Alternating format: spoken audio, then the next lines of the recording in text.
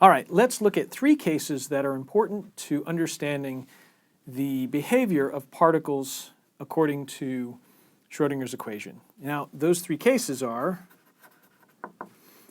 number one, a free particle, a particle that really has no boundary conditions.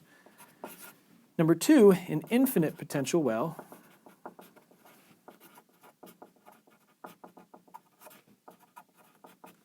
And then number three, a finite potential well. And I'd like to use these cases to see if we can understand what happens to this wave function and begin to explore then the mathematical description that describes electrons.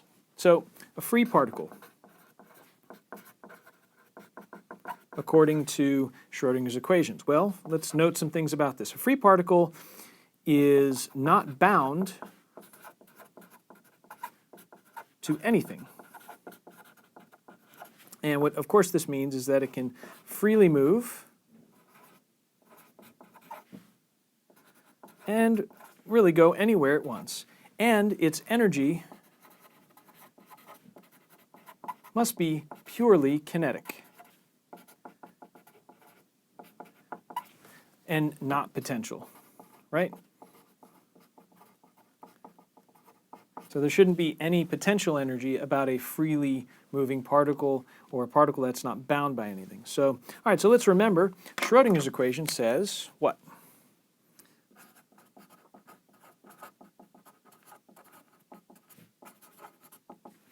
It says that a constant times the second derivative with respect to space plus the energy of that particle times the wave function is equal to 0.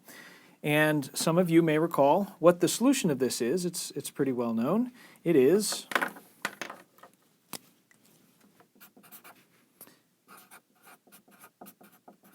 a complex exponential of this form, something you've seen before. It has an amplitude, and then it's a complex exponential with a constant times x. And of course,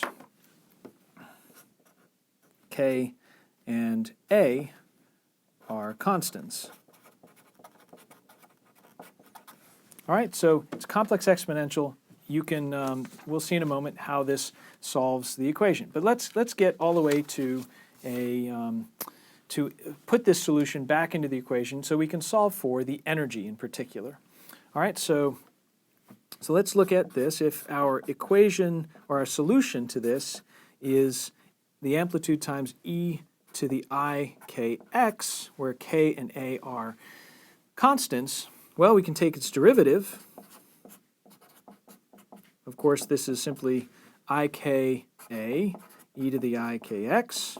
Oh no, we're back in calc. Right, yes, just for a moment. We'll be able to do this. And let's take its second derivative with respect to x.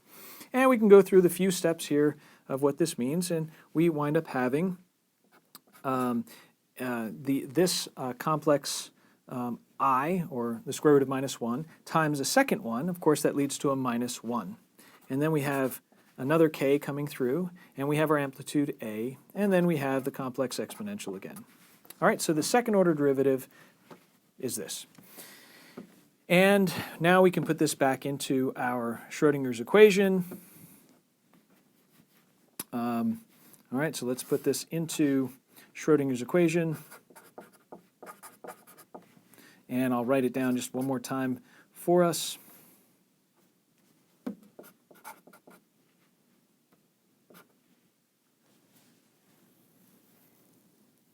Oh, and you know what? I think I left off a square here. I'm just noticing in our first part here, there's a square in that h bar. So it's h bar squared. I'm sorry about that. All right, now we have this.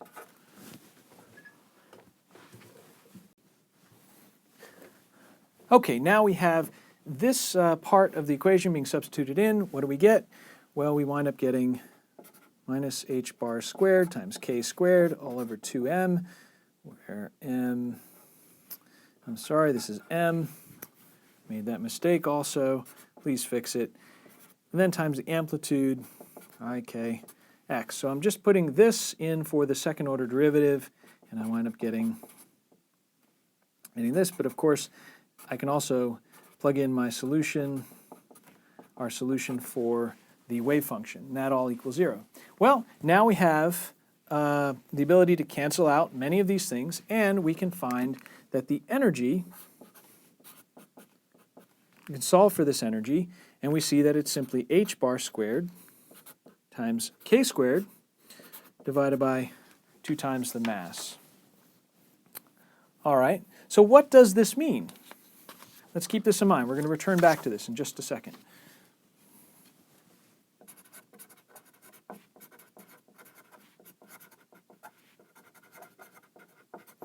Well, first of all, it means that the free particle has kinetic energy, and because it doesn't have any boundary information here, there's no spatial dimension, and it means then that it has a kinetic energy of 1/2 mv squared, and that is also equal to the square of the momentum divided by 2m, which is just, of course, a general relationship between the kinetic energy and the momentum. But notice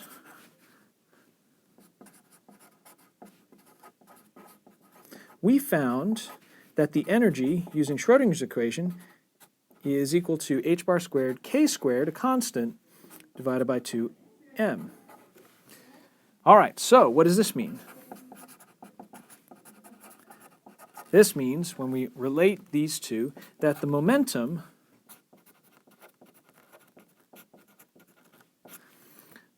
of the electron is equal to h bar k.